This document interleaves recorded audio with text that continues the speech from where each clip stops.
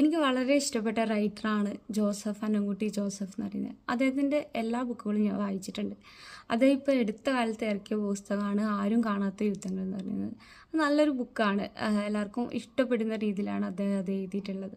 അതിലൊരു അധ്യായമുണ്ട്, ആയുസ്സിൻ്റെ വില എന്ന് പറഞ്ഞിട്ട്. അത് നമുക്ക് ഭയങ്കര ഇമോഷണലി നമുക്ക് കണക്ട് ചെയ്യാൻ പറ്റുന്ന രീതിയിലാണ് അദ്ദേഹം അത് അവതരിപ്പിച്ചിട്ടുള്ളത്. അതിലൊരു വരിയുണ്ട്, ഒരാൾ ഏറ്റവും കൂടുതൽ ഭയപ്പെടുന്നത് സ്വന്തം മരണം ആലോചിച്ചിട്ടായിരിക്കില്ല, അവരെ ഏറ്റവും കൂടുതൽ സ്നേഹിക്കുന്ന ആളുടെ മരണത്തെക്കുറിച്ച് ആലോചിച്ചായിരിക്കും. അത് സത്യമല്ലേ? 100% അത് എനിക്ക് ശരിയായിട്ടാണ് തോന്നുന്നത്.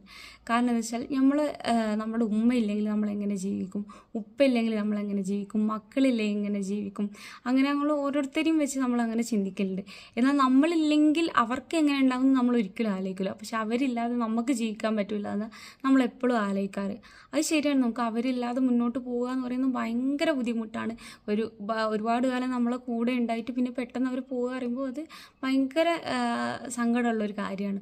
എല്ലാവരും പറയും അത് മറക്കണം, അതിൽ നിന്ന് പുറത്ത് വരണം, കുറച്ച് കഴിഞ്ഞാൽ അത് സങ്കടമെല്ലാം മാറിക്കോളും എന്നെല്ലാം നമ്മളോട് പറയും. പക്ഷെ അത് നമ്മൾ മറക്കാൻ ശ്രമിക്കുന്നതോറും നമ്മൾ അവരെ കൂടുതൽ ഓർക്കും. ഒരു ദിവസം ഇപ്പോൾ നമ്മൾ എന്തെങ്കിലും ഒന്ന് സംസാരിക്കുക അല്ലെങ്കിൽ എന്തെങ്കിലും പ്രവൃത്തി എന്തെങ്കിലും കാര്യം ചെയ്യുമ്പോൾ അവരുണ്ടായിരുന്ന സമയത്ത് ഇങ്ങനൊരു സംഭവം ഉണ്ടായിട്ടുണ്ടായിരുന്നു എന്നിട്ട് നമ്മൾ അവരെ വീണ്ടും ഓർക്കും. അത് 100% ശരിയാണ്. നമ്മൾ എന്തെങ്കിലും ഒരു സംഭവം നമ്മളെ ജീവിതത്തിൽ ഓരോ ദിവസവും അവരെ ഓർമ്മിപ്പിച്ചുകൊണ്ടേയിരിക്കും. ഒരു ദിവസം പോലും നമ്മൾ അവരെ ഓർക്കാതിരിക്കില്ല. മറക്കാൻ ശ്രമിക്കുന്നതോറും ഓർമ്മകൾ കൂടിക്കൂടി വരിക ചെയ്യാം.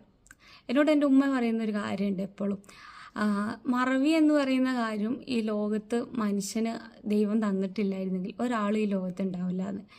കാരണം ഒറ്റൊരു മകളോ അല്ലെങ്കിൽ മകനോ മരിച്ച മാതാപിതാക്കൾ അവർ വീണ്ടും ജീവിക്കണില്ലേ.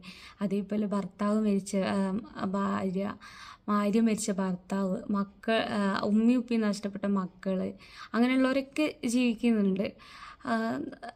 ശരിയാവൊക്കെ ജീവിതം മുന്നോട്ട് പോകും. പക്ഷെ നമ്മൾ ജീവിക്കും. അവർ പോയി കഴിഞ്ഞാലും നമുക്ക് ജീവിക്കണമല്ലോ, നമ്മളെ ജീവിതം ബാക്കിയുണ്ടല്ലോ.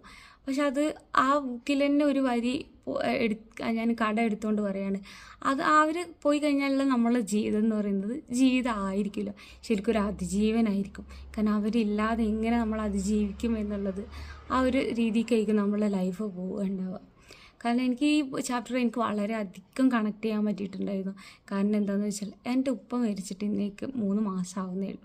ഞാൻ ഒരു ദിവസം പോലും എൻ്റെ ഉപ്പാനെ കുറിച്ച് ആലോചിക്കാറില്ല. എന്തെങ്കിലും ഒരു സംസാരം അല്ലെങ്കിൽ എന്തെങ്കിലും ഒരു കാര്യം എൻ്റെ ഉപ്പാനെ ദിവസവും എന്നെ ആലോചിച്ചുകൊണ്ടിരിക്കും, ഓർമ്മപ്പെടുത്തും, എന്തായാലും ഓർമ്മപ്പെടുത്തും. ഞാൻ പറയും അത് ഉപ്പ ഉണ്ടായിരുന്ന സമയത്ത് ഉപ്പച്ചി ഉണ്ടായിരുന്ന സമയത്ത് അങ്ങനെയല്ലേ ഇങ്ങനെയല്ലേ പറഞ്ഞുകൊണ്ടേയിരിക്കും.